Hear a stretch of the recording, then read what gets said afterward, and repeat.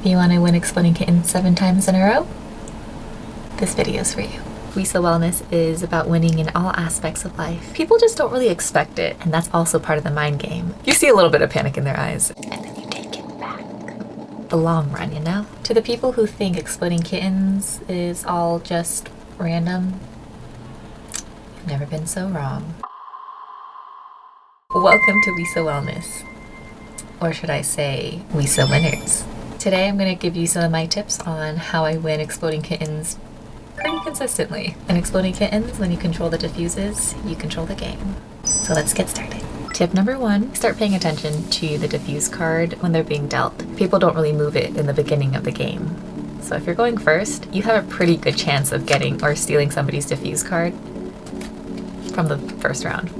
I start paying attention to the diffuse card basically when they're being dealt. This is the initial diffuse card, and then these are the 7 random cards that are distributed on top of that. A lot of people don't move it from the first in the front right there. A lot of people like to just pick cards in the beginning because chances of getting an exploding kitten is pretty low, so people don't even think about it. But you gotta think about the long run, you know? Another good way to collect a diffuse card is tip number 2. Pay attention to people's eyes. Pay attention to the eyes. Not just people's eyes, but be mindful of your own eyes. So let's say somebody wants to pick a random card in your hand. People unintentionally look at their diffuse cards when they're spreading, like fanning out the cards or their hands. It's natural for people's eyes to go to the cards that are important to them. I've noticed that people like to look, let's stay there, and I just like pick. And when people do know that I have a tendency to do that, then they intentionally look there. So keep that in mind.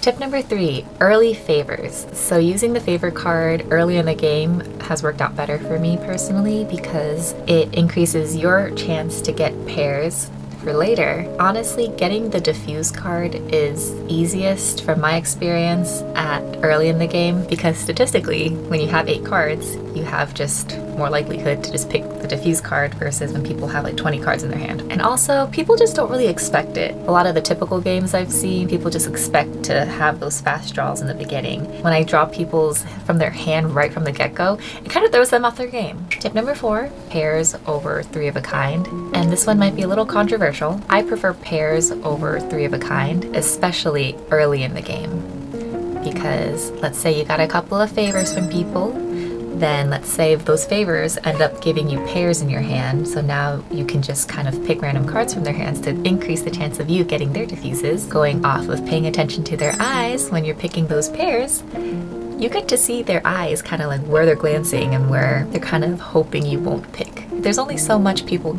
typically can hide when they're kind of panicking. This sounds terrible, oh my god. Also, getting the 3 of a kind, from what I've experienced at least, it's just harder to get, and I find it less fun trying to wait for that 3rd card because it's easier to get pairs and it makes the game more interesting, more dynamic, and that's why I like the pairs over 3 of a kinds. Tip number 5, pay attention to where they're putting your diffuse into their hand. Someone takes your diffuse card. It's not the end of the world. Keep composure, it's okay. But pay attention to where they're putting your diffuse into their hand. And just take note. Don't be obvious. Just be like, oh man, and just take note. And then you wait your turn. And then you take it back. Pay attention, guys. Pay attention. Bonus tip.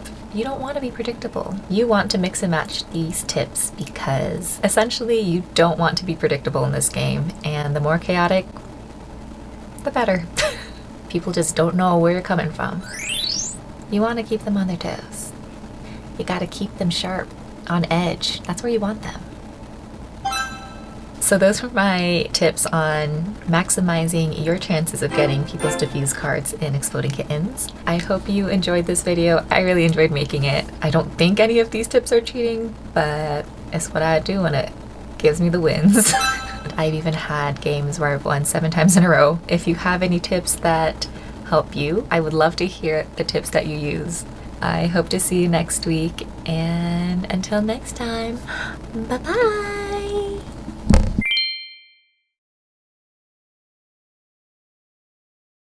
Where we make winners on this channel. And that's that, folks.